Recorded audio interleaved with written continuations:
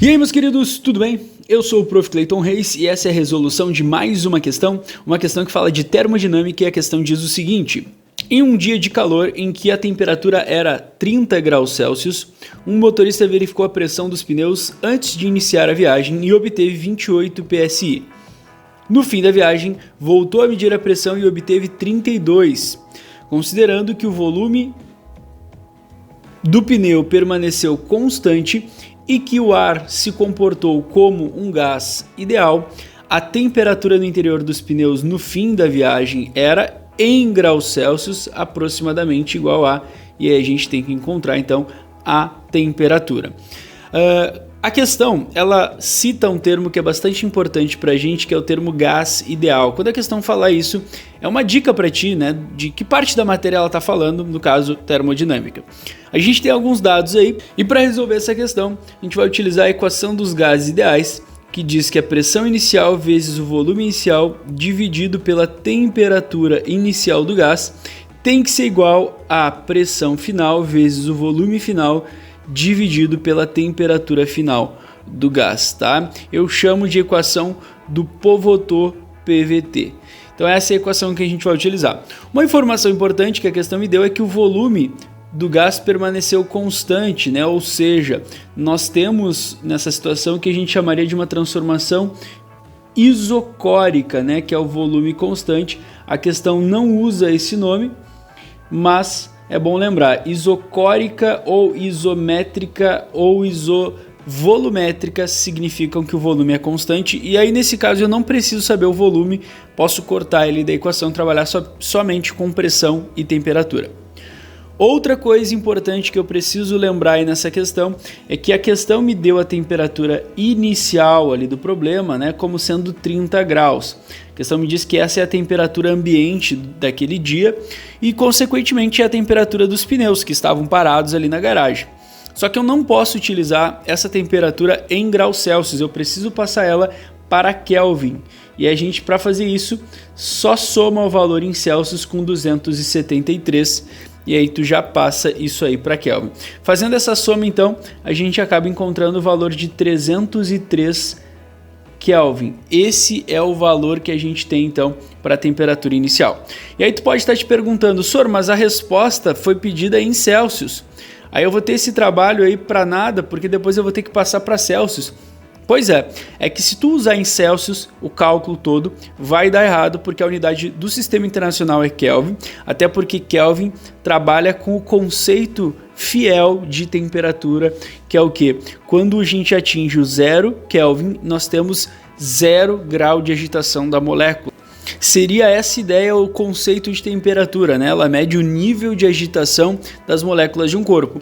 A temperatura em Celsius, ela não é fiel, até porque quando tu tem 0 graus Celsius, isso não significa o valor mais baixo de temperatura, porque depois nós temos valores negativos. Então daria problema tu usar Celsius, sempre em Kelvin. Essa temperatura seria a temperatura inicial associada à pressão inicial que a questão me deu ali de 28 psi.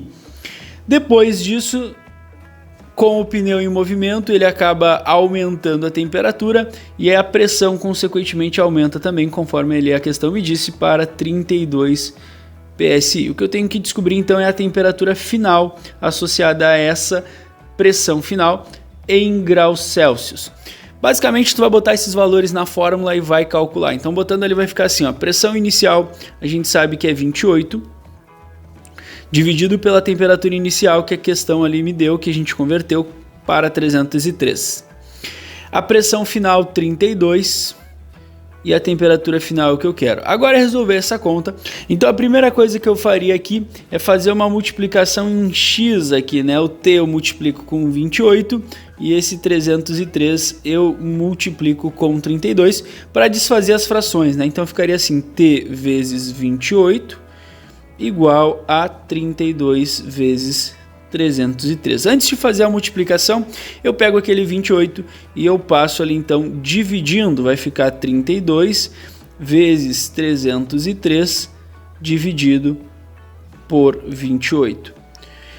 Aqui uma dica matemática para vocês, tá? Aqui agora é só resolver esse problema e depois a gente passar para Celsius conforme combinado. Mas eu sempre procuro nas questões de vestibulares simplificar os números para facilitar a minha vida. Sempre procuro ver se tem algum termo, algum fator de simplificação para facilitar o meu cálculo, lembrando que lá na hora da prova eu não tenho calculadora.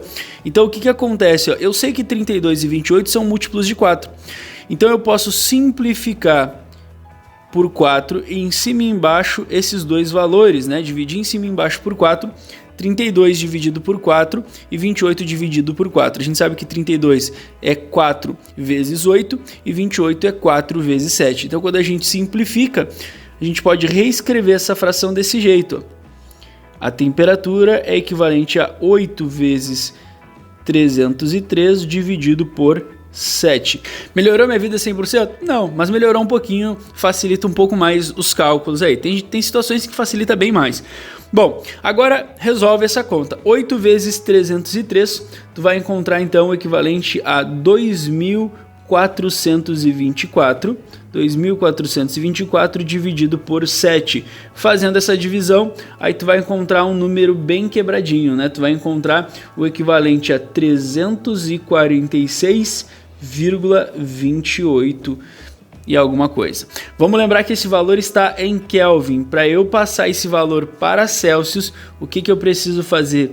Para eu passar esse valor para Celsius de volta, eu preciso pegar esse valor que nós calculamos, 346,28, e subtrair 273. Por que agora subtrair? Porque antes nós somamos, né? Então, quando quisermos voltar para Celsius, a gente subtrai.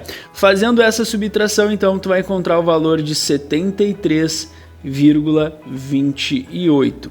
Beleza? Olhando as alternativas, a gente pode dizer que isso é quase um 73,3, até porque a questão que é o valor aproximado. 73,3 é a resposta, então, da alternativa E, que seria a resposta dessa questão. Espero que vocês tenham entendido, espero que vocês tenham gostado. Muito obrigado por assistirem até aqui. Fiquem ligados aí nas próximas resoluções. Era isso, bons estudos para vocês e tchau, tchau.